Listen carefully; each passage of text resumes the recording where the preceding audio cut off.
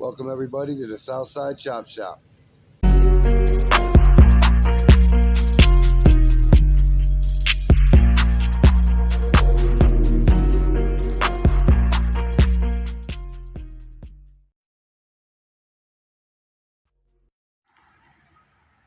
What I have here is a Caterpillar 2-cylinder diesel. This thing is cool, super cool. Another one that belonged to my uncle. He had plans for it. He was gonna make a go-kart or something out of it. I'm not sure what we were gonna do with it yet, but we always talked about hooking this thing to some type of transmission. It's got a flywheel back there. I'll go more in depth on this later on. This is gonna be another build. Not sure what we're gonna do with it yet. I was thinking some type of buggy. These things, I'll put the specs somewhere on here. These things are little torque monsters. This was an APU in a semi. It 2-cylinder cats, auxiliary power unit, fixed throttle, but we'll change that. Mechanical, fuel pump, it's all timed. This thing ran excellent. Nothing wrong with it. Just an older unit, that's all. I'm gonna have to get an alternator for it. The alternator is locked up, but again, I put a Chevy alternator on it. But these things aren't very high horsepower or RPM. I think it tops out at like 2,800 RPM. I forget the specs on it. I have to look it up before I start dropping numbers. But there's a formula for these things. You can add the torque and multiply the, the revolutions and all that. They're little torque monsters. I guess the torque is beyond belief in this thing. But yeah, this is one of the projects that we're going to be doing. Like I said, I've got a whole bunch of stuff we're going to be getting into. Them little fuel injectors are so cool. I like those little fuel injectors. But yeah, this is just a quick video to update you on some of the projects I have going right now. And I'll show you the next one. This one is a 3.7 liter Mercruiser out of a boat. Yes, sir. It's 3.7 liter. You know, the funny thing about Mercruiser, that bell housing right there, a Chevy transmission will actually bolt up to it. These holes right here, 1, 2, and 3, 4. There's the dowel pins, and this will catch one bolt on the side of the bell housing. Bell housing will come up to a point here and back down. I don't think a turbo 350 will work with this starter. We'd have to come up with a different starter deal. But the you could use this starter and I could make a scatter shield work on that. And I would put a manual clutch on it because that isn't actually a flywheel.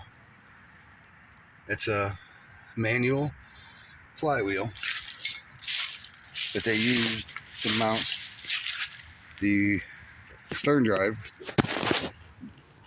This is the mount for it, and they just bolted up in the middle. So they still use a flywheel for a manual. Basically, it was a boat get it out of my yard type deal. So they bought it in '88, took it out on the water a couple times, took good care of it, winterized it, did all the things you're supposed to do, but they never took it out. Ever. I mean, this thing had super low hours on it. I couldn't believe it. I took the bore scope, put it in the cylinder, and this thing still had every bit of crosshatch in it like the day it was put together. So, hey, to each his own, I guess. But yeah, I have it now, so some ideas on that too. And one last thing, I'm gonna end this video. I'm gonna show you, it's not so much a project, but it's a project. My father was a mechanic for 50 years, mechanic body man. All my uncles were mechanics, whatever. All my dad's friends, mechanics, body men. I've been in this industry since birth. My father told me, don't ever become a mechanic because there's no money in it. It's fast money, it's easy money, but there's not a lot of it. And he's right.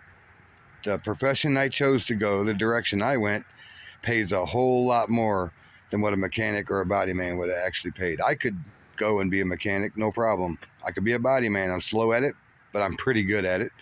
Nowhere near as good as my father. I'll never be as good as him. He was unbelievable. But anyway, this thing here, this 2011 Buick Regal Turbo, has made me rethink my entire obsession with automobiles. Let me show you why. If I can get the hood open. Let me show you the carnage underneath the hood of this thing. And I think a couple of my viewers are already going to know what I'm talking about when I show them this. Oh yeah, look at that. The old Ecotech timing chain. It's not a lot left in there now, but there's some carnage left. You can see a couple rockers laying down in there. I've been cleaning them out. But yeah, it took the rockers completely out of this thing. The rockers have left the chat. So this is a project I'm working on. I bore scoped everything down in the cylinders. The pistons look good. I looked all down inside there.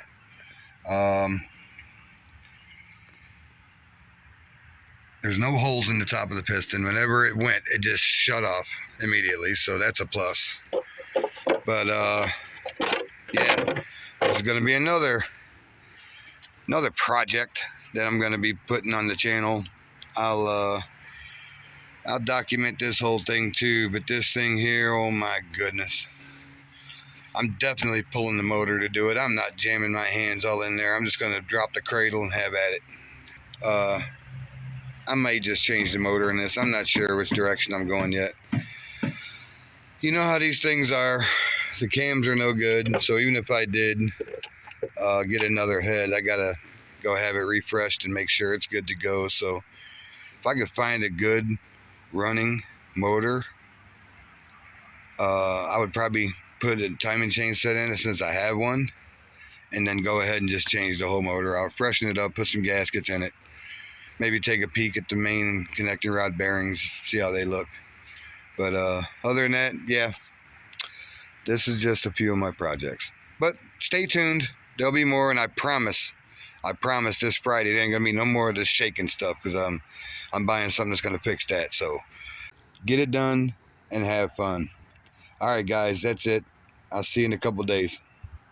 Peace.